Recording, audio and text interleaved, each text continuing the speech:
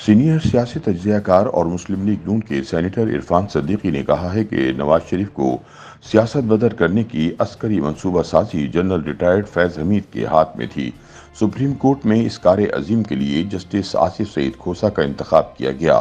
Panama फैसले जैसी दस्तावेज़े मलामत को अदालती फैसलों की किताब का हिस्सा बनाने वाले मुंसिफों की हर तारे इबा और बंदे कबा से इंसाफ कुशी की सराहना उठ रही है। 280 आर्टिकल्स और हजारों झैली शिकवों पर मुश्तमिल आईन पाकिस्तान भी इनका कुछ नहीं बिगाड़ सकता, क्योंकि ये खुद आइन की तशरीह और ताबीर करने वाले हैं और बात ना बने तो मर्जी का आइन भी खुद लिख लेते हैं। अपने ताज़ा सियासी तज्ज़िये में इरफान सिद्दीकी कहते हैं कि जुल्फ़िकार अली भुट्टो को मसलूब हुए 4 दिहाइयों से ज़्यादा का अरसा गुजर गया, लेकिन नवाज शरीफ और पानामा की दास्तान वारदाते जारिया की तरह अभी चल रही है। गवाहियां हैं कि थमने में नहीं आ रही। पानामा का फैसला फर्द जुर्म की शक्ल इख्तियार कर चुका है और इसे तहरीर करने वाला गिरोह मुंसिफान कटहरे में खड़ा है, जिसके सुरखेल जस्टिस रिटायर्ड आसिफ सईद खोसा थे। मारूफ कानून दान हामिद खान ने एक टॉक शो में कहा कि चीफ जस्टिस अनवर ज़हीर जमाली सियासत में नहीं पढ़ना चाहते थे, इसलिए वो ज्यादा आगे न बढ़े, लेकिन उनके जाने के बाद अदालत का माहौल बदल गया।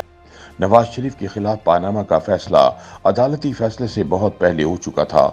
इस इंकशाफ की फजीलत सिर्फ इस कदर है कि ज़बान गैर के जरिए सामने आया।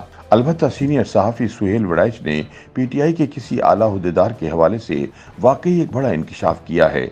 इस ओहदेदार ने बताया कि हमारे पास तो इल्ज़ामात और अखबारी पुलंदों के सिवा कुछ था ही नहीं, हमें तो पूरा केस खुद जस्टिस आसिफ सईद खोसा ने तैयार करके दिया।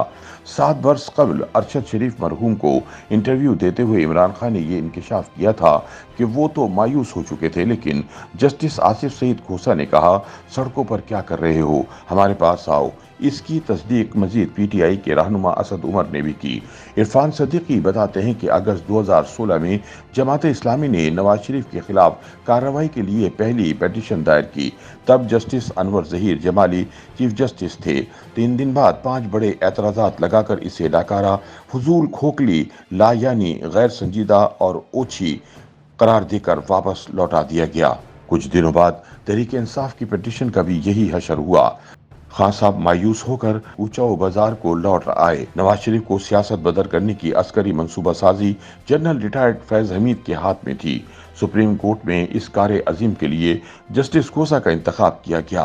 पीटीआई को सुप्रीम कोर्ट आने की पेशकश के फौरन बाद फजूल, नाकारा और लायानी पिटीशन मुकद्दस व मोतबर ठहरी। नापाक ठहराई जाने वाली पिटीशन को गुस्ल तहारत देने वालों में जस्टिस खोसा पेश थे।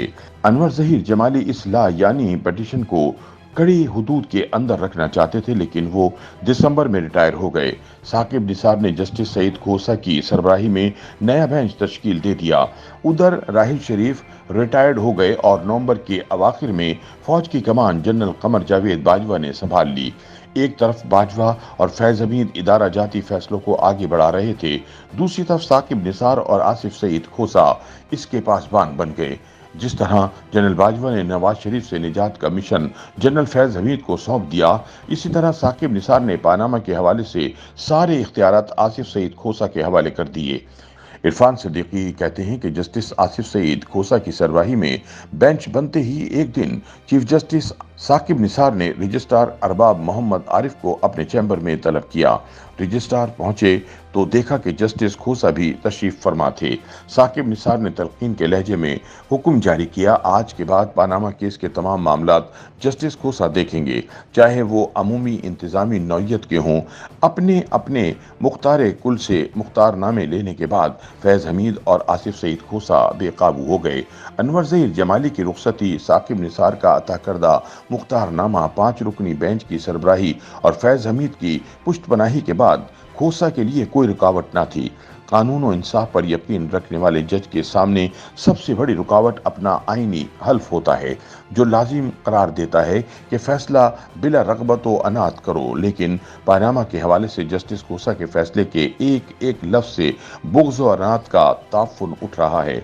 GIT के लिए हीरे भी खोसा ने चुने। अंसार अब्बासी की स्टोरी आने पर जब वजीर आजम नवाज शरीफ के सेक्रेटरी फवाद हसन फवाद ने सुप्रीम कोर्ट के रजिस्ट्रार अरबाब मोहम्मद आरिफ को फोन करके हकीकत हाल जानना चाही तो रजिस्ट्रार ने बताया, मुझे जस्टिस आसिफ सईद खोसा ने ऐसा करने को कहा था। व्हाट्सएप कॉल्स की बेचेहरा कहानी सिर्फ मतलूब हीरो की तलाश तक महदूद नहीं, सिक्योरिटी एक्सचेंज कमीशन के सरबराह जफर हिजाजी और उनके साहबजादे पर जो गुजरी वो अनाथ में लथपथ मुंसिफों की हुए इंतकाम का शाहकार है। इरफान सदीकी कहते हैं कि 5 रुकनी बेंच के सरबराह की हैसियत से जस्टिस खोसा ने खासे जतन किए कि किसी तहकीक व तफ्तीश का दफ्तर खोले और किसी इल्जाम का खोज लगाए बगैर ही नवाज शरीफ को फारिग कर दिया जाए। जस्टिस गुलजार राजी हो गए। बाकी 3 का ख्याल था कि इस तरह की उरियां डिटाई और रसवाई भी थोड़ी सी हया मांगती है। जस्टिस खोसा का अनाथ किसी हया का मुतकाजी न था।